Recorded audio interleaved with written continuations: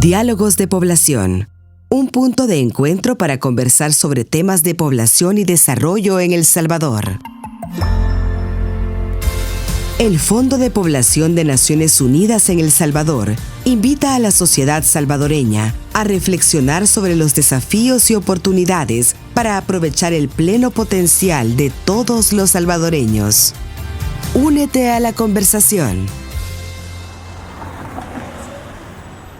En todos los países, la población joven tiene sus propias aspiraciones y necesidades, que las familias, la sociedad y el Estado procuran suplir. Pero ser una mujer joven implica otros retos, obstáculos y necesidades muy particulares en el acceso a educación, salud, trabajo, por mencionar solo 3 áreas. En este programa escucharemos de sueños, pero también de barreras, conociendo a 2 jóvenes mujeres que nos comparten sus reflexiones e ideas sobre ser mujer en El Salvador. Además, buscaremos comprender qué implicaciones tiene para el país que la mayoría de su población sean mujeres. Estás escuchando Diálogos de Población. Le doy la bienvenida a Alba, estudiante universitaria de periodismo. Alba, me gustaría que nos compartieras un poco de este logro, este gran logro que antes de iniciar nos contabas con tanta alegría. Eres la primera mujer de tu familia que ha podido continuar sus estudios hasta llegar a la universidad. Sin duda, un gran éxito cuando para muchas continuar estudiando después del bachillerato no es nada fácil. Creo que desde que estaba pequeña, como que tenía esa visión del mundo que uno siente de que las cosas no son tan difíciles. O sea, es como que, si yo quiero ser, por ejemplo, yo siempre quise ser periodista desde los 12 años. Entonces, para mí no existía una limitante.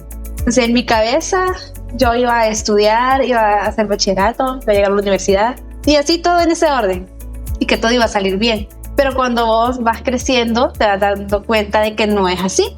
Veía a mi alrededor, a mis tías, por ejemplo, que mi mamá y 3 de mis tías no terminaron la educación básica, no terminaron 9º grado.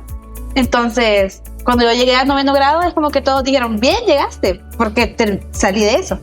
Luego, los otros 3 tíos llegaron a bachillerato y ya no avanzaron. Entonces yo decía, ¿será que yo me voy a quedar en eso también? Pero yo siempre quise más. Yo siempre decía, no, yo tengo el sueño de querer ser periodista porque, paréntesis, una maestra, cuando yo tenía 12 años, iba como a 5º o 6º grado, me comentó que yo leía como periodista y ahí se me quedó eso y desde ese día yo dije, quiero ser periodista. Y llegué a bachillerato y ya yo le decía siempre, desde que iba como 9º, yo le decía a mi mamá que yo quería estudiar en la universidad. Y ella me decía que sí, que estaba bien, que si yo quería hacerlo, lo podía lograr, pero que, por ejemplo, me decía, mira, ya viste la hija de la vecina, ella estudia y trabaja. Entonces como que me tiraba el tema para que yo entendiera que pues en la casa no habían posibilidades económicas para que yo pudiera estudiar, solo dedicarme a estudiar. Y si no, tenía la opción, la UES, la Universidad de El Salvador, que es en la que estudio actualmente, y tuve que estudiar mucho para estar ahí y pedí una beca para poder estudiar. Entonces al día de hoy, soy la primera mujer de la casa que está estudiando una carrera universitaria y que se esfuerza cada día. También nos acompaña Andrea. Gracias por estar con nosotros en este programa. ¿Pudieras compartirnos algunas realidades con las que se va encontrando una mujer joven en su vida? Esas realidades que muchas veces también son obstáculos para algunas.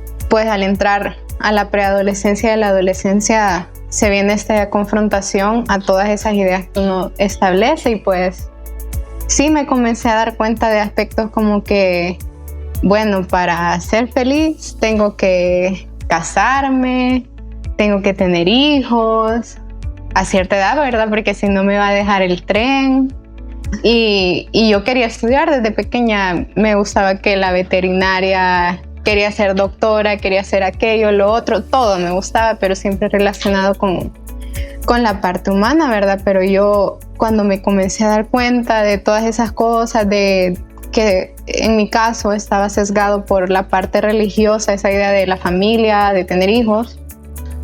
Yo dije, no, yo no quiero ser mamá ahorita, yo no me quiero casar, ¿verdad? Porque no eran mis intereses como niña y como persona.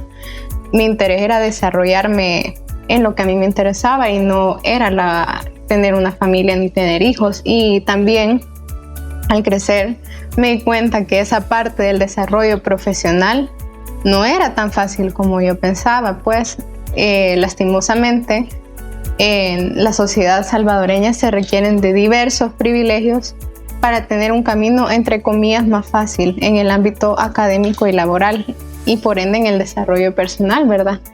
Y pues eso fue lo primero que me fui dando cuenta. ¿Privilegios como cuáles? Yo creo que como a los 14, 15, si bien ya desde antes tenía un poco ese confrontamiento de ideas, pero cuando me di cuenta que había niñas adolescentes de 14, 15 años, o sea, en ese momento de mi edad, que estaban siendo madres, yo no comprendía.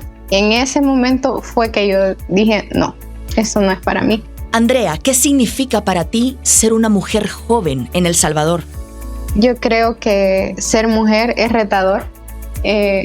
Por lo menos desde mi experiencia y la experiencia que yo he podido ver en otras chicas de las que me rodean, creo que es retador porque socialmente aún existe como un solo modelo válido de cómo es ser mujer, pero somos seres individuales y cada persona, cada mujer tiene metas diferentes, formas de ser diferentes, entonces es imposible que todas las mujeres encajemos en un solo modelo de ser mujer. Entonces es retador porque eso implica hacer un cambio, iniciar un cambio. A veces ser la primera de la familia que genera un cambio, la primera de un grupo social, la primera en la U, la primera trabajando en esto, la primera que no quiere ser mamá.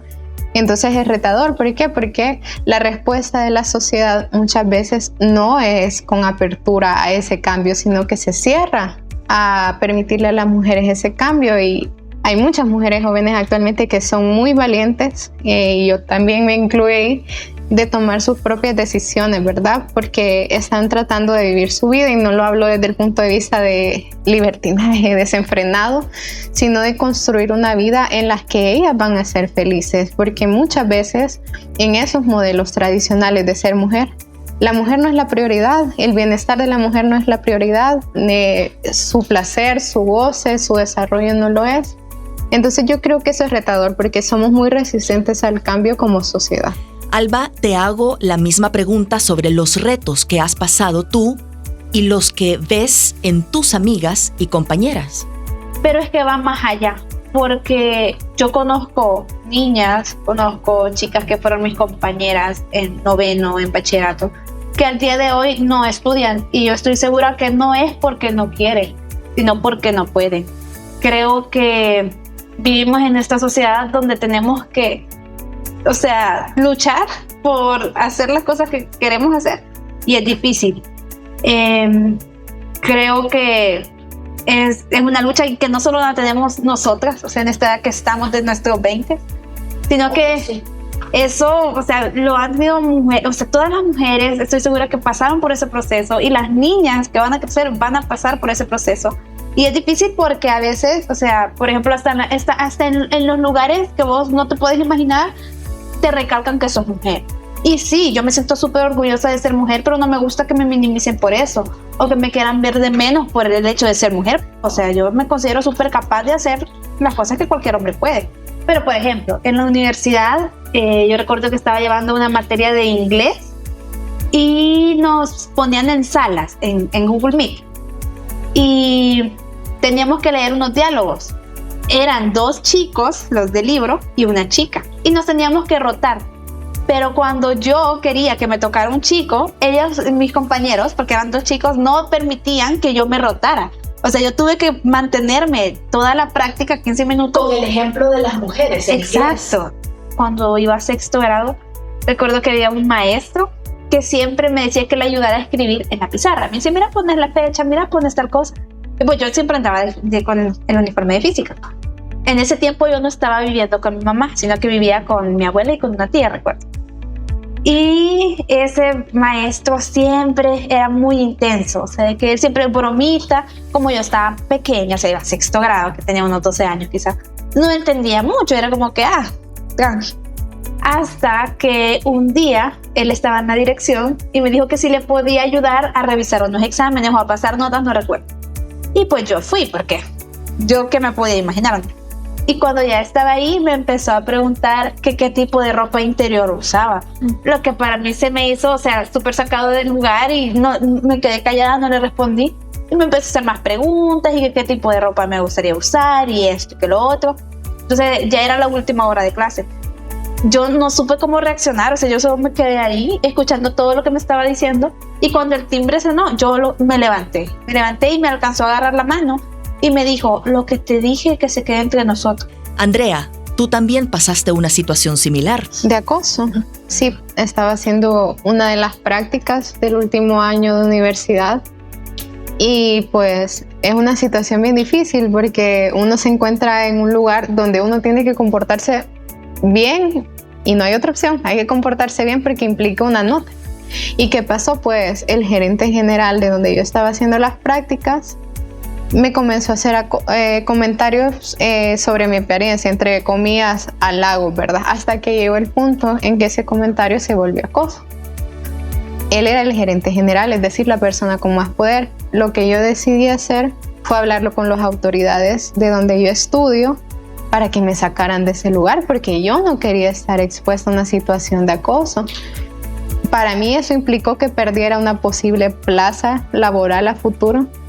Y además me solicitaron mis autoridades que no le dijera a mi encargada que yo me estaba retirando de ese lugar por acoso, para que mis otras compañeras que estaban en el lugar no perdieran eso ni futuras alianzas con la institución. Entonces, muchas veces no me ha pasado solo a mí, yo también lo he visto en que otras mujeres lo viven, que viven situaciones similares y que la opción que les dan es quedarse calladas y perder una oportunidad.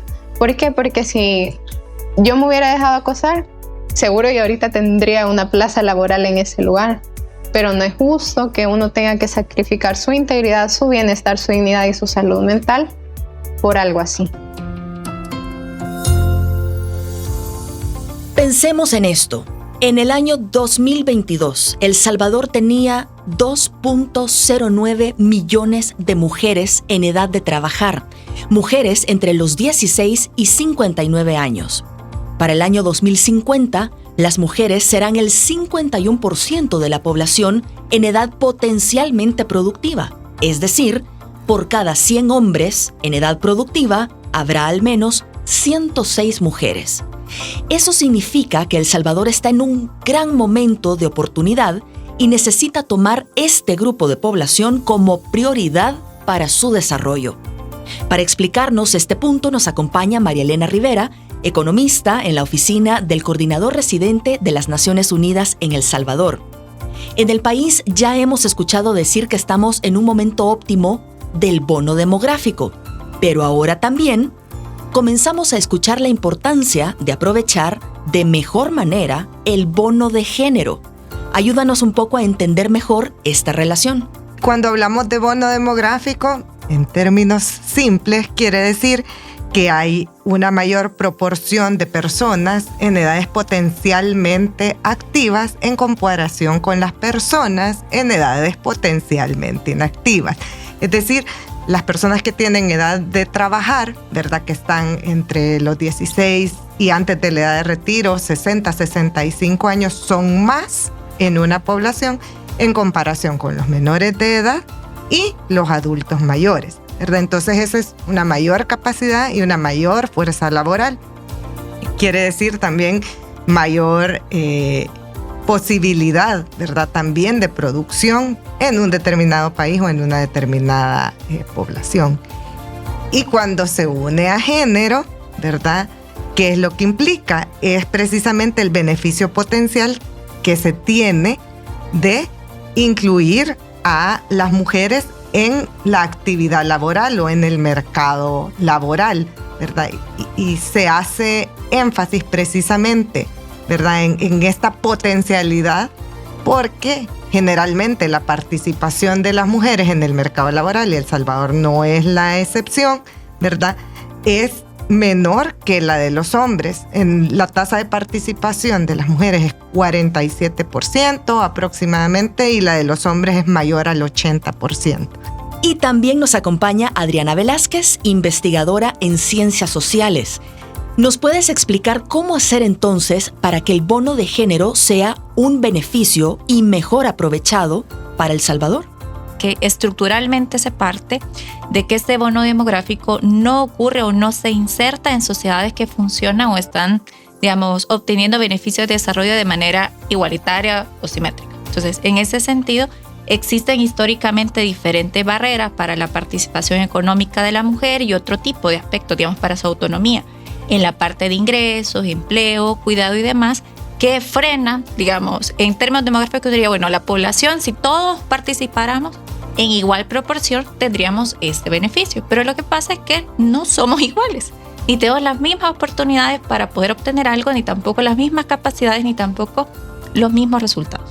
Entonces, en ese sentido, digamos, otras definiciones del bono de género también están insertas precisamente a entender estratégicamente que este es un proceso que puede o no puede aprovecharse.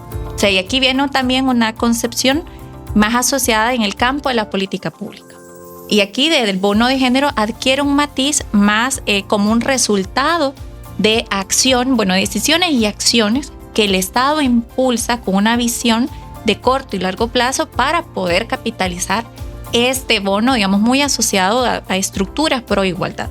Y en este sentido, digamos, en la actual Agenda 2030, precisamente que uno de los eslogans principales es no dejar a nadie atrás, el bono de género y esa concepción estratégica de poder aprovechar esa oportunidad y tener, digamos, ese beneficio, se inserta en el núcleo duro de diferentes acciones que se puedan realizar. Porque al final, digamos, lo que persigue es poder, digamos, lograr que las mujeres tengan las mismas oportunidades que tienen los hombres para tener una vida económica, tener un salario igualitario, tener las mismas prestaciones y también tener el mismo reparto en las tareas de cuidado. Porque aquí hay un tema, digamos, que hay una cuestión bien interesante de la parte económica no solo se juega en el mercado de trabajo.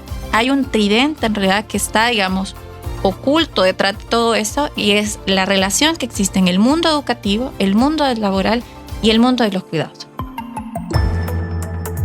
Según el documento Bono Demográfico de Género y su impacto en el crecimiento económico de El Salvador, se han reconocido las desigualdades que las mujeres enfrentan por diferentes barreras de acceso, calidad y sobrecarga de demandas sociales del mercado, hogar, en sus procesos de incorporación productiva. En primer lugar, las mujeres no forman parte de la fuerza laboral en la misma proporción que los hombres. En segundo lugar, tienen mayores dificultades que los hombres para encontrar un empleo digno y en ocasiones reciben menor salario por las mismas responsabilidades. En tercer lugar, las mujeres suelen manejar cargas de trabajo reproductivo y doméstico mucho mayores que las de los hombres y las pueden privar por completo de una vida económica. También, como nos compartían Andrea y Alba, las mujeres enfrentan situaciones de violencia en las escuelas, en los lugares de trabajo, en sus propios hogares, en las calles, y todo esto coarta sus libertades, las pone en riesgo continuo y además condiciona sus oportunidades económicas y su productividad.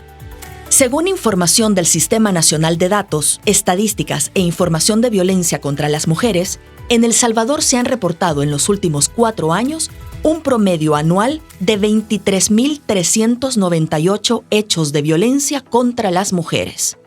Estos hechos se refieren tanto a homicidios y feminicidios, violencia sexual, física, violencia patrimonial, laboral, psicológica y violencia económica. En 2022, el número de mujeres víctimas de acoso sexual en el país fue de 949, según el informe de hechos de violencia contra la mujer del Ministerio de Justicia y Seguridad Pública.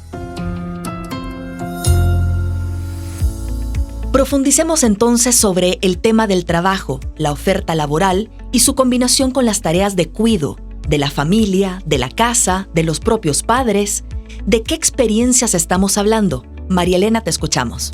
La mayor parte de las actividades de trabajo de cuidados y actividades domésticas la hacen las mujeres, ¿verdad? Y la ejercen las mujeres mayormente y dedican casi del total, ¿verdad? De actividades de cuidado y actividades domésticas, las mujeres aportan 2/3 y los hombres solo 1/3. Y esto tiene también implicaciones importantes que marcan esta exclusión laboral de las mujeres, precisamente por asumir este tipo de responsabilidades, ¿verdad? Asumir y cargar con este rol también de responsabilidades que se otorgan a ellas. No pueden insertarse en un trabajo remunerado y con protección también de seguridad social. Adicional a esto, no se reconoce adecuadamente también esta contribución de este trabajo doméstico y remunerado, que en términos, si se monetiza, ¿verdad? Y se cuantifica, implica casi el 18% del Producto Interno Bruto.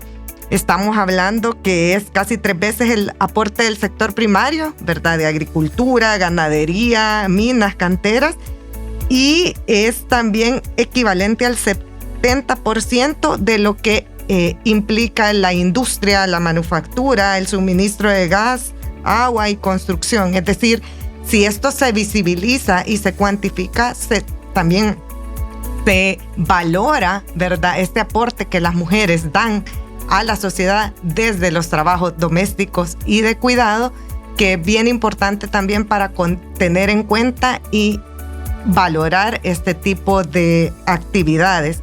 Sin embargo, creo que hay que ir mucho más allá de visibilizar, de cuantificar, ¿verdad? Y hay que también promover, ¿verdad?, una igualdad también, como mencionaba Adriana, de oportunidades, y fomentar también el rol de corresponsabilidades al interior de los hogares, ¿verdad? No basta nada más con reconocer, está súper bien, vea que este aporte que dan las mujeres a la economía, que es básico para el desarrollo humano, ¿verdad? Sin cuidados, ninguno de nosotros estuviera aquí, ¿verdad? Pero es también necesario fomentar estas corresponsabilidades que promuevan también el balance, ¿verdad? Vida, trabajo, y que permitan también una vida plena a las mujeres en su totalidad, tanto en su dimensión laboral como en la dimensión doméstica y las acciones que puedan ejercer. Adriana, desde tu perspectiva, ¿a qué barreras nos enfrentamos las mujeres de todas las edades? ¿De qué problemas hablamos? La primera barrera es de acceso, de poder, digamos, acceder o decir, yo quiero tener un trabajo. Porque muchas mujeres, de hecho, no forman parte de la fuerza laboral. No están tan siquiera en la capacidad de poder decir, yo quiero ingresar al mercado laboral. Cuando ya se ingresa al mercado laboral, una de las barreras más importantes es la de la calidad del trabajo. O sea, no es lo mismo tener un trabajo con cotización a seguridad social, con vacaciones, con una jornada de 8 horas al día, a tener que trabajar 12 horas los 7 días a la semana, sin poderse siquiera enfermar porque no tienes ni tan siquiera derecho a una hospitalización y demás. Y pasado esa parte, la otra cuestión es el tema de la equidad salarial, que este es un tema diferente, porque puedes tener a un hombre y a una mujer con empleos decentes, pero que no ganan lo mismo haciendo las mismas responsabilidades. Y la otra cuestión, y una parte transversal, viene el tema de los cuidados, que al final, digamos, si hombres y mujeres a la hora de las horas pueden conciliar sus responsabilidades con el mercado y el hogar con el mismo margen de maniobra, dedicando el mismo tiempo o no. Y aquí es una cuestión, digamos, bien particular, y eso no solo pasa en El Salvador, sino que en diferentes sociedades del mundo, y es que la mujer, por ser mujer, por su condición particular, digamos, de género, dedica muchísimas más horas que los hombres al mundo de los cuidados. En el 2022 fueron al menos cerca de 14 horas por semana la diferencia, o sea, solo por ser mujer. Entonces, El Salvador es un país donde la mayoría de la población somos mujeres. ¿Cómo es que hemos terminado con esta falta de derechos o con el triple de horas invertidas en temas de cuidado? ¿Cómo nos explicamos esto, María Elena? La respuesta, no es sencilla y vienen muchos factores, desde los culturales principalmente. Somos una sociedad patriarcal, ¿verdad?, en donde desmontar también esta asociación y esta división de laboral por géneros, ¿verdad? Pasa también por la cultura, por patrones culturales, por la educación, donde, como ya lo decía Adriana, la mayor parte de las actividades de trabajo de cuidados y actividades domésticas la hacen las mujeres, ¿verdad? Y la ejercen las mujeres mayormente y dedican casi del total, ¿verdad?, de actividades de cuidado y actividades domésticas, las mujeres aportan 2/3 y los hombres solo 1/3. Y esto tiene también implicaciones importantes que marcan esta exclusión laboral de las mujeres, precisamente por asumir este tipo de responsabilidades, ¿verdad? Asumir y cargar con este rol también de responsabilidades que se otorgan a ellas. No pueden insertarse en un trabajo remunerado y con protección también de seguridad social. Adicional a esto, no se reconoce adecuadamente también esta contribución de este trabajo doméstico y remunerado, que en términos, si se monetiza, ¿verdad?, y se cuantifica, implica casi el 18% del Producto Interno Bruto. Estamos hablando que es casi 3 veces el aporte del sector primario, ¿verdad?, de agricultura, ganadería, minas, canteras, y es también equivalente al 70% de lo que implica la industria, la manufactura, el suministro de gas, agua y construcción. Es decir, si esto se visibiliza y se cuantifica, también... Alba, Andrea, regreso con ustedes. Como mujeres jóvenes, con los retos que implica en temas de trabajo, salud, educación, seguridad, ¿qué les gustaría que fuera diferente en sus vidas? ¿Qué quieren construir para su futuro? Alba, te escuchamos a ti. Yo me veo, y espero que así sea, ya con la carrera terminada, siendo una licenciada, sí, estudiando siempre porque quiero seguir formándome, ya con una casa propia. Mi mamá tiene su casa propia, yo quiero la mía. Como una meta, siempre tuve esa meta desde pequeña. ¿Cómo no me quisiera ver? Quizá en una situación en la que tenga un hijo quizás y que ese hijo tenga hambre y yo no le pueda dar algo de comer, o que ese hijo se enferme y yo no pueda hacer nada por él porque no tengo los medios, no tengo los recursos. Andrea, ¿y a ti qué te gustaría que fuera diferente? ¿Qué quieres construir para ti? ¿Qué cosa no quisiera volver a pasar? Lo del acoso, sentirme vulnerada por ser mujer, que me hagan de menos por ser mujer, que probablemente me voy a topar con cosas así en el futuro, pero no, que yo quisiera pasarlo, pues no quiero. Y cosas que me gustaría volver a vivir, quizá ese sueño, o sea, de recalcárselo a otras niñas, de algún día yo ver niñas que tienen ese deseo de decir, no, yo quiero estudiar, pero es que papá no puede darme el estudio, decirle, podés. Para ir concluyendo, María Elena, ¿qué piensas sobre la oportunidad que tiene El Salvador de poder aprovechar un momento importante de población joven y mayormente femenina?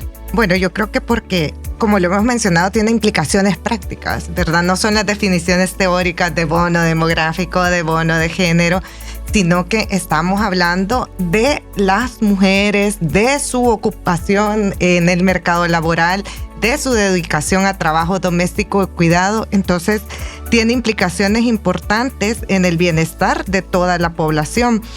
Por lo tanto, es importante tomar medidas de política pública, ya se mencionaban algunas, que permitan no solo iguales oportunidades en términos, ¿verdad?, educativos, sino también en términos de mercado laboral, que permitan a las mujeres conciliar sus proyectos de vida profesionales, familiares, para también generar un mayor bienestar en la mayoría de esferas en donde están interactuando. Adriana, tu opinión para que el país aproveche realmente este potencial que hay en tema de juventud, considerando además que la mayoría de la población son mujeres. Yo solo daría una muy fundamental, y es que el bono de género no es un tema solo de mujeres, es un tema beneficioso para todos.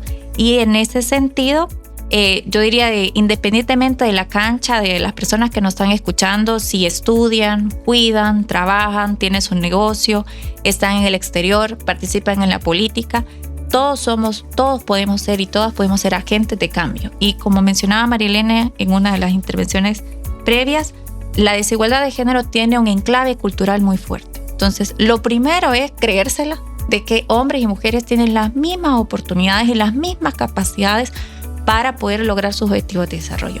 Y nada ni nadie te puede impedir, en todo caso, este tipo de derechos. Y esa es la otra cuestión, que ese cambio cultural no solo tiene que ver con la igualdad, sino que también con transformar y ver los cambios desde una óptica de derechos. En el sentido de que no es un favor, no es algo que no es un regalo, es un derecho que se ha adquirido gracias al esfuerzo y la lucha de muchísimas generaciones.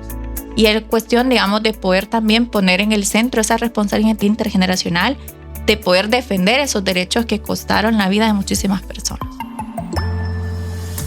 Según la definición del Comité para la Eliminación de la Discriminación contra la Mujer, CEDAW, 1993, la violencia contra las mujeres es una forma de discriminación que frena toda capacidad de disfrutar sus derechos y libertades en igualdad de condiciones.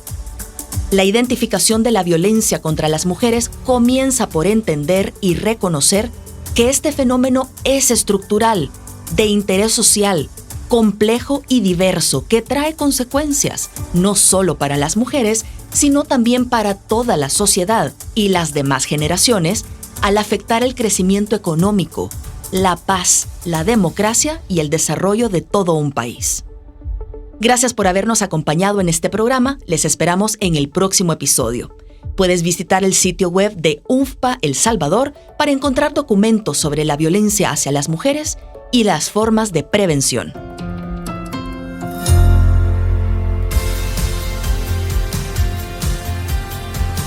Diálogos de Población. Un punto de encuentro para conversar sobre temas de población y desarrollo en El Salvador.